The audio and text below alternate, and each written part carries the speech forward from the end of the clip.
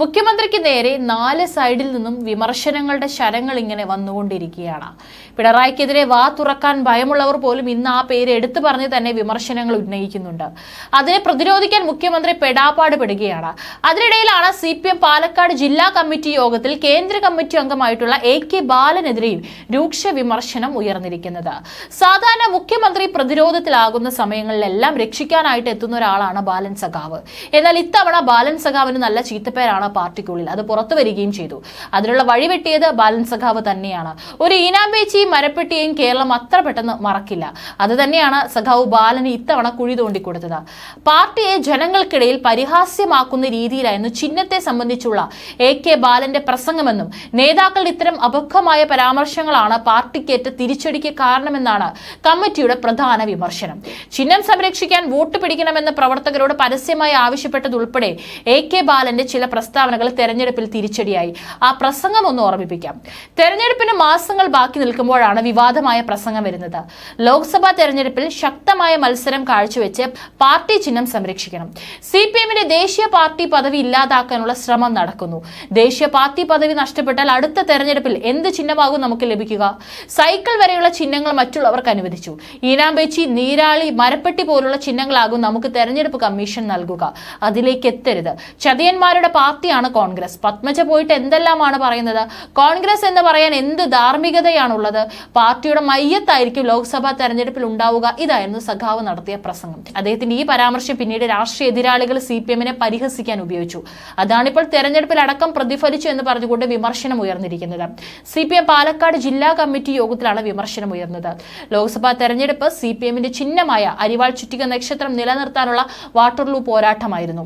3 സംസ്ഥാനങ്ങളിൽ നിന്നായി 11 പേരെ ജയിപ്പിച്ചെടുത്തില്ലെങ്കിൽ ദേശീയ പാർട്ടി പട്ടികയിൽ നിന്ന് CPM പുറത്തുപോകും. ഇതോടെ സ്വന്തം ചിഹ്നമെന്ന പദവി CPMന് നഷ്ടമാകും. നിലവിൽ തെരഞ്ഞെടുപ്പ് കമ്മീഷൻ അധിക സമയം നൽകിയ കാരുണ്യത്തിലാണ് CPMന്റെ ദേശീയ പാർട്ടി പദവി നഷ്ടമാകാതെ നിൽക്കുന്നത്. ഏതായാലും ഇനിയും മരപ്പെട്ടിയും മീനാമ്പിച്ചിയും തന്നെ ശരണം. നിരവധി ട്രോളുകളായിരുന്നു ഈ സമയത്തും ഇപ്പോഴും ഈ പരാമർശത്തിന് പിന്നാലെ വന്നത്. AK ബാലൻ മാത്രമല്ല, തെരഞ്ഞെടുപ്പിന് തൊട്ടു മുൻപ് നേതാക്കളിൽ ചിലർ നടത്തിയ പ്രതികരണങ്ങൾ പാർട്ടിയെ ജനങ്ങൾക്കിടയിൽ പരിഹാസ്യമാക്കി. വിജയരാഘവനെ പോലുള്ള പോളിറ്റ് ബ്യൂറോ അംഗത്തെ മത്സരിപ്പിച്ചിട്ടും സംഘടനാ പ്രവർത്തനത്തിലെ വീഴ്ചയാണ് പാലക്കാട് പാർട്ടി തോൽക്കാൻ കാരണമെന്നും യോഗം വിലയിരുത്തി. നെല്ല് സംഭരണത്തിലെ പോരായ്മകളും സംഘടനാ പ്രവർത്തനത്തിലെ വീഴ്ചയുമാണ് PB അംഗത്തെ മത്സരിപ്പിച്ചിട്ടും പാലക്കാട് തോൽക്കാൻ കാരണമെന്നാണ് യോഗത്തിന്റെ വിലയിരുത്തൽ. നെല്ല് സംഭരിച്ചതിന്റെ തുക കൃത്യമായി കർഷകർക്ക് സർക്കാർ നൽകിയില്ല. ഇത് പാലക്കാട് പാർട്ടിക്ക് വലിയ അവമതിപ്പുണ്ടാക്കിയെന്നും നേതാക്കളിൽ ചിലർ യോഗത്തിൽ ഉന്നയിച്ചു.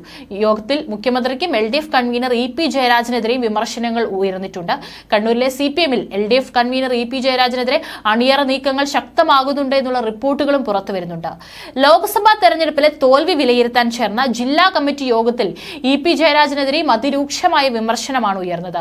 LDF കൺവീനർ സ്ഥാനത്തിരിക്കുന്ന EP ജയരാജൻ വൻ പരാജയമാണെന്നും തൽസ്ഥാനം രാജിവെക്കാൻ തയ്യാറാകണമെന്നും ചില അംഗങ്ങൾ ആവശ്യപ്പെട്ടിരുന്നു. കണ്ണൂർ ജില്ലയിൽ ഒതുങ്ങിയാണ് EP പ്രവർത്തിച്ചത്. സംസ്ഥാനാടിസ്ഥാനത്തിൽ പ്രവർത്തിക്കേണ്ട EP ജയരാജന്റെ സാന്നിധ്യം മുന്നണി പരിപാടികളിൽ ഉണ്ടായില്ല. കാസർഗോഡ് മണ്ഡലത്തിൽ തെരഞ്ഞെടുപ്പ് ചുമതലയിൽ ഉണ്ടായിരുന്ന EPക്ക് സ്വന്തം മണ്ഡലമായ കല്യാശ്ശേരിയിൽ നിന്ന് പോലും ഉണ്ടായ വോട്ട് ചോർച്ച തടയാൻ കഴിഞ്ഞില്ല. പാർട്ടിയെയും മുന്നണിയെയും നിരന്തരം പ്രതിസന്ധിയിലാക്കുന്ന പ്രസ്താവനകളാണ് EP ജയരാജൻ നിരന്തരം നടത്തിയതെന്ന് കണ്ണൂർ ജില്ലാ കമ്മിറ്റിയിലെ മുതിർന്ന നേതാക്കളിൽ ഒരാൾ പറഞ്ഞു. മുസ്ലിം ലീഗിനെ മുന്നണിയിലേക്ക് ക്ഷണിക്കുന്ന വിധത്തിൽ EP 3-ലേറെ തവണ പ്രസ്താവന നടത്തി. പാർട്ടി സംസ്ഥാന സെക്രട്ടേറിയറ്റിൽ വിമർശനം ഉയർന്നിട്ടും ഈ കാര്യത്തിൽ പിന്നോട്ടു പോയില്ല. BJP സ്ഥാനാർത്ഥികളിൽ യോഗ്യന്മാരുണ്ടെന്ന EPയുടെ പ്രസ്താവന തെരഞ്ഞെടുപ്പ് കാലത്ത് അണികളിൽ ആശയക്കുഴപ്പമുണ്ടാക്കി. കേരളത്തിൽ തെരഞ്ഞെടുപ്പ് പോരാട്ടം LDFും BJPയുമാണെന്ന് മാധ്യമപ്രവർത്തകരോട് പ്രതികരിച്ചത് ആർക്കാണ് ഗുണം ചെയ്തതെന്ന് ആലോചിക്കണം. ആക്കുളത്തെ മകന്റെ ഫ്ളാറ്റിൽ BJP കേരള പ്രഭാരി അജിത് ജാവേദ്കറുമായി കൂടിക്കാഴ്ച നടത്തിയ EPയുടെ നടപടി പാർട്ടിയോട് അടുത്ത് നിൽക്കുന്ന കാന്തപുരം വിഭാഗത്തിന്റെ ഉൾപ്പെടെ വോട്ട് ചോർത്തുന്ന സാഹചര്യമുണ്ടാക്കി. ജാവേദ്കറുമായി താൻ കൂടിക്കാഴ്ച നടത്തിയെന്ന് EP വെളിപ്പെടുത്തിയത് പോളിംഗ് ദിവസത്തിലാണ്. മാധ്യമങ്ങൾ ഇത് വലിയ വാർത്തയാക്കിയതോടെ പാർട്ടിയെക്കുറിച്ചുള്ള അവമതിപ്പുണ്ടാക്കി. EP ജയരാജൻ BJPയിൽ ചേരാൻ ദല്ലാൽ നന്ദകുമാർ മുഖേന ശോഭാ സുരേന്ദ്രനുമായി രഹസ്യ കൂടിക്കാഴ്ച നടത്തിയെന്ന വാർത്തകൾ കേരളത്തിൽ മാത്രമല്ല ദേശീയ തലത്തിലും പാർട്ടി നടത്തുന്ന BJP വിരുദ്ധ പോരാട്ടങ്ങളെ ദുർബലമാക്കി. EPക്ക് കുടുംബത്തിനും പങ്കാളിത്തമുള്ള വൈദിക റിസോർട്ട് BJP നേതാവ് രാജീവ് ചന്ദ്രശേഖരന്റെ ഭാര്യയ്ക്ക് പങ്കാളിത്തമുള്ള നിരാമയ ഏറ്റെടുത്തത് വലതുപക്ഷ മാധ്യമങ്ങൾ വലിയ വാർത്തകളായി ആഘോഷിച്ചുവെന്നും കണ്ണൂർ ജില്ലാ കമ്മിറ്റി യോഗത്തിലടക്കം ആരോപണമുയർന്നു. അതായത് ഇതിൽ നിന്ന് മുതിർന്ന നേതാക്കളെ എല്ലാം ഒഴിവാക്കുന്ന യാതൊരു തരത്തിലുള്ള നടപടിയും എടുത്തില്ല. എല്ലാ മുതിർന്ന നേതാക്കളെയും ഒരുപോലെ തന്നെയാണ് വിമർശനം ഉന്നയിച്ചുകൊണ്ട് പാർട്ടി നേതൃത്വം രംഗത്ത് വരുന്നത്.